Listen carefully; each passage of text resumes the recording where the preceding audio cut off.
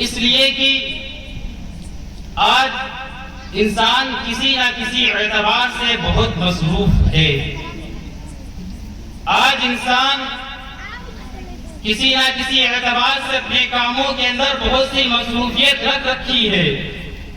ان تمام مصروفیتوں کو ترک کر کے، اپنے تمام مشاغل کو چھوڑ کر کے، اپنے تمام کاموں کو چھوڑ کر کے دین کی محفل میں آنا، علماء کرام کی باتوں کو سننا، دین کی مجلسوں میں بیٹھنا، دین کی مجلسوں کے شرکت کرنا، یہ صرف اور صرف دین سے محبت اور تعلق مع اللہ پر مبنی ہے. تو میں آپ حضرات کا سب کا شکر گزار ہوں کہ ہمارے لیے بہت ہی شادمانی کا یہ موقع ہے. آپ حضرات نے ہمارا ساتھ دیا، اس بات پر شکر ادا کرتے ہیں. آپ نے اس نعرے پہ آواز دی ہے کہ قدموا اقدامکم نقف بجانبکم، کہ تم قدم بڑھاؤ، ہم تمہارے ساتھ ہیں. آپ کا یہاں آنا، آپ کا یہاں جمع ہونا اس بات کا ایک بین ثبوت ہے. دوستو، ابھی آپ حضرات نے حضرت مولانا مفتی انعام اللہ صاحب قاسمی سے صحابہ کرام کی عظمت اور صحابہ کرام کی قربانیوں کے بارے میں بیان سنا. حضرت والا نے بہت ہی اچھے انداز میں بہت ہی اچھی اور قیمتی باتیں ہمیں بتا گئے. صحابہ کی قربانیاں اور صحابہ کا دین سے جو لگاؤ اور جو جذبہ ان کے اندر پایا جاتا تھا، اس جذبے، اس لگاؤ اور ان قربانیوں کے اوپر حضرت نے روشنی ڈالی ہے. اور محرم الحرام کے بارے میں بھی حضرت نے روشنی ڈالی ہے. اب مزید کچھ کہنے کی ضرورت نہیں ہے، لیکن چونکہ محرم الحرام کے شروع ہوتے ہی ہمارے ذہنوں میں عجیب و غریب خیالات بھرنے لگتے ہیں، محرم الحرام کے آتے ہی ہمارے ذہنوں میں عجیب و غریب تصورات جنم لینے لگتے ہیں، محرم الحرام کے آتے ہی ہمارے دماغوں میں عجیب و غریب امنگیں ابلنے لگتی ہیں. اور وہ امنگیں، وہ آرزویں، وہ تصورات ایسے ہیں جن کا اسلام سے کوئی تعلق نہیں ہے. وہ ساری کی سارے تصورات، وہ ساری کی ساری امنگیں، وہ ساری کی ساری آرزویں ہمیں ضلالت کی طرف لے جاتی ہیں، اور ہر ضلالت مستحق جہنم ہے. یعنی یہ کہا جا سکتا ہے کہ یہ گمراہیاں، یہ آرزویں، یہ تصورات، یہ ذہن کی عجیب و غریب باتیں ہمیں جہنم کی طرف لے جا رہی ہیں. میں نے خطبے میں ایک آیت آپ کے سامنے تلاوت فرمائی تھی، ان عدت الشہور عند اللہ 12 شہرا. اس آیت مبارکہ کے اندر اللہ رب العزت نے کفار مشرکین کی رسم بد کا تذکرہ کیا ہے. ہمیں یہ بات بتانی مقصود ہے کہ یہ جو مہینے ہیں ان میں ہمیں کیا کرنا ہے. اس آیت مبارکہ میں اللہ رب العزت نے کفار مشرکین کی رسم بد کا تذکرہ کیا ہے اور مسلمانوں سے اس سے اجتناب کی ہدایت دی ہے. ایک بات یہ سمجھے کہ اس آیت میں اللہ رب العزت نے یہ ارشاد فرمایا ہے کہ سال کے مہینوں کی تعداد اللہ رب العزت کے نزدیک 12 ہے. اور یہ کب سے 12 ہے؟ یوم خلق السماوات والارض سے، کہ جس دن اللہ رب العزت نے زمین و آسمان کو بنایا تھا اس دن سے سال کے مہینوں کی تعداد 12 ہے. اور اسی قرآن کریم نے آگے اعلان کیا ہے منہا 4 حرم، اور انہی 12 مہینوں میں سے 4 مہینے حرمت والے. یہ بات اللہ رب العزت نے اپنے کلام میں بیان فرمائی. اس میں رسم بد، کفار کی رسم بد کیا ہے؟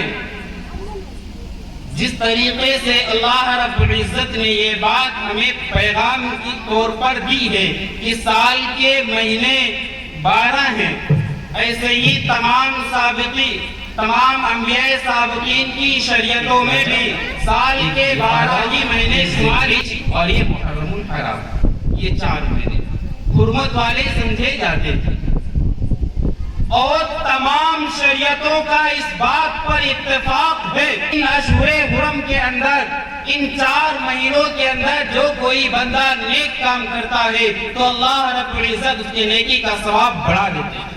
سابقی شریعتوں کا اتفاق ہے کہ اگر کوئی بندہ ان مہینوں کے اندر گناہ کرتا ہے تو اس کا عذاب بھی بڑھا دیا جاتا ہے۔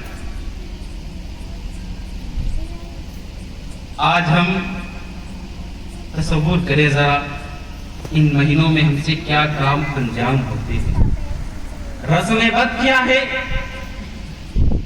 کفار مشرکین یہ حضرت اسماعیل علیہ السلام کے واسطے سے حضرت ابراہیم علیہ السلام کی اولاد، اور یہ کفار مشرکین اپنے آپ کو ملت ابراہیمی کا دعویٰ کرتے تھے۔ یہ کفار مشرکین حضرت ابراہیم علیہ السلام کی نبوت و رسالت کا اقرار کرتے تھے، یعنی ملت ابراہیمی کے ماننے والے تھے، اور ملت ابراہیمی میں بھی یہ 4 مہینے حرمت والے سمجھے جاتے تھے۔ اب چونکہ یہ کفار، یہ مشرکین، ان کا مزاج جو شاکرانہ تھا، شکارانہ مزاج تھا، قتالانہ مزاج تھا، جنگ و جدال، ان تمام شریعتوں میں ان 4 مہینوں کے اندر قتال، جنگ و جدال، شکار سب ممنوع تھا۔ اب یہ کفار مشرکین حضرت ابراہیم علیہ السلام کی رسالت کا اقرار کرتے تھے۔ اب چونکہ حضرت ابراہیم علیہ السلام کی شریعت میں یہ 4 مہینے حرمت والے تھے، اب ان کفار کو ان مہینوں میں عمل کرنا دشوار ہوتا تھا، تو ان لوگوں نے یعنی کفار مشرکین نے ہیلے نکالنے شروع کیے۔ ہیلے کیا نکالتے تھے؟ کیونکہ 4 مہینے حرمت والے بھی ہیں، اس پر بھی عمل کرنا ہے، تو ہیلے یہ نکالتے تھے کہ اگر ان مہینوں میں جنگ کا موقع آتا، جنگ کی نوبت آ جاتی، تو یہ یوں کہہ دیتے تھے کہ یہ مہینہ جو ہے اس کو ہم حرام کو نہیں مانتے ہیں، اس کے بعد والا جو مہینہ آئے گا اسے ہم حرام کو مانیں گے۔ یا یوں کہہ دیتے تھے اس سال جو ہے محرم الحرام کا مہینہ جو ہے حرام کا نہیں ہے بلکہ ہم سفر کا مانیں گے۔ اگر اور ضرورت پڑتی تو کہہ دیتے تھے کہ ربیع الاول کا مہینہ حرام کا ہم مہینہ مانیں گے۔ اس طریقے سے مہینوں کو آگے پیچھے کیا کرتے تھے، اور اگر ضرورت پڑتی یعنی لڑتے لڑتے 10 مہینے گزر جاتے تو یوں کہہ دیا کرتے تھے کہ اس سال یہ سال 12 مہینوں کا نہیں ہوگا بلکہ یہ سال 14 مہینوں کا ہوگا، اس لیے کہ 10 مہینے ہم نے جنگ و جدال کیا ہے، اب 4 مہینے حرمت والے۔ اس بات سے یہ بات پتہ چلتی ہے، اس بات کا اندازہ لگایا جا سکتا ہے کہ کفار مشرکین کے یہاں بھی یہ دن حرمت والے تھے۔ ان دنوں کی وہ حرمت والے ان دنوں کو سمجھتے تھے اور ان میں اپنے آپ کو روکتے تھے، چیز آئے کہ وہ اللہ کی بنائی ہوئی ترتیب کے خلاف کرتے تھے۔ بھئی یہ ہیلوں سے تو یہی بات سمجھ میں آ رہی ہے کہ کچھ ادب و احترام تھا، تبھی تو مہینوں کو آگے پیچھے کیا کرتے تھے۔ بات اپنے ذہن میں لائے کہ کیا ہم ان مہینوں میں کتنے گناہ کرتے ہیں، اندازہ لگاؤ سال کے باقی مہینوں میں اور اس ماہ محرم میں کتنے گناہ کرتے ہیں۔ یہ حرمت والا مہینہ ہے، عظمت والا مہینہ ہے، برکت والا مہینہ ہے۔ اس کے نام ہی سے اندازہ لگا لو، کیا نام ہے؟ محرم الحرام۔ حرام کیا؟ حرام ہم وہ چیز سمجھتے ہیں، کیونکہ ہم عربی تو ہیں نہیں، ہم اردو زبان والے ہیں، حرام کے معنی یہ سمجھتے ہیں کہ جو ناجائز ہو، جو گناہ ہو۔ ہاں، جہاں حرام کے یہ معنی ہیں، گناہ کے معنی ہیں، ناجائز کے معنی ہیں، وہیں حرام کے یہ معنی ہے کہ باعزت، حرمت، برکت، یہ اس کے معنی ہے۔ جیسے انسان کا گوشت کھانا حرام ہے، ایسے ہی خنزیر کا گوشت کھانا حرام ہے، لیکن وجوہات الگ الگ ہیں۔ انسان کا گوشت کھانا کیوں حرام ہے اس کی ایک الگ وجہ ہے، خنزیر کا گوشت کھانا کیوں حرام ہے اس کی ایک الگ وجہ ہے۔ انسان کا گوشت کھانا اس لیے حرام ہے یہ جو انسان مکرم ہے محترم ہے اس لیے، اور خنزیر کا گوشت کھانا اس لیے حرام ہے کہ غلیظ چیز ہے، حرام ہے۔ محرم الحرام بہت ہی